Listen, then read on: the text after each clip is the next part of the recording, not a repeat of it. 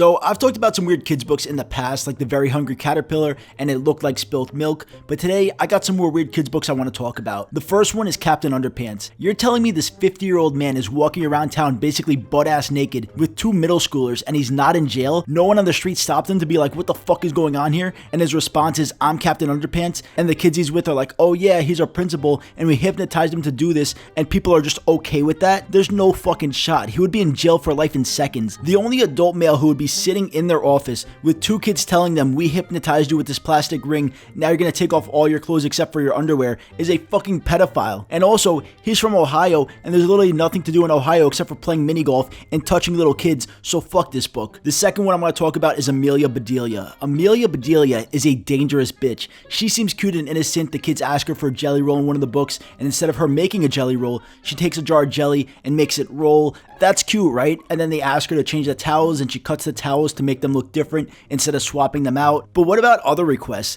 What if they're at a park and they're like, Amelia Bedelia, hey, shoot the basketball. Amelia, what did you do? I did what you asked me. I shot the basketball.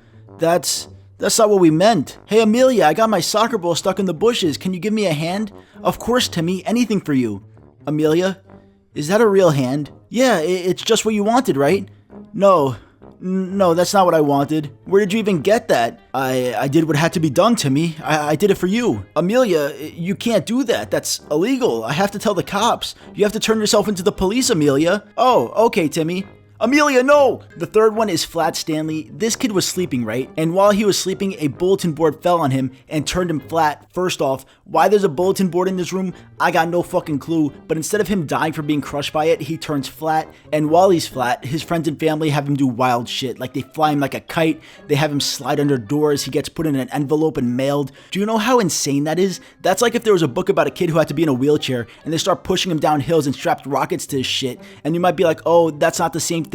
Being in a wheelchair is different than a fictional book about a flat kid, but do you understand what is happening? They fucking flew this kid like a kite. That's literally insane. And do you guys remember Caps for Sale? I don't know if you remember, but this possibly Italian man, I don't know what the fuck he was, but this guy was just walking around town trying to sell his caps, and he had them stacked on his head like he's a fucking Lego for some reason, and no one wants to buy any, so he decides to sit by a tree. And while he's by the tree, some monkeys steal his caps, and then you'd think this is where the action starts, and the monkeys like beat the shit out of him or something, and the moral is that you shouldn't wear a stack of caps by a monkey tree, or at least some type of lesson the reader can walk away with. But like one sentence later, the monkeys just give him his hats back, and he goes back into town, and that's it. That's the whole fucking book. What the fuck kind of story is that? But those are just some more weird kids books. If you have any more I should know about, let me know in the comments, and as always, have a great fucking day.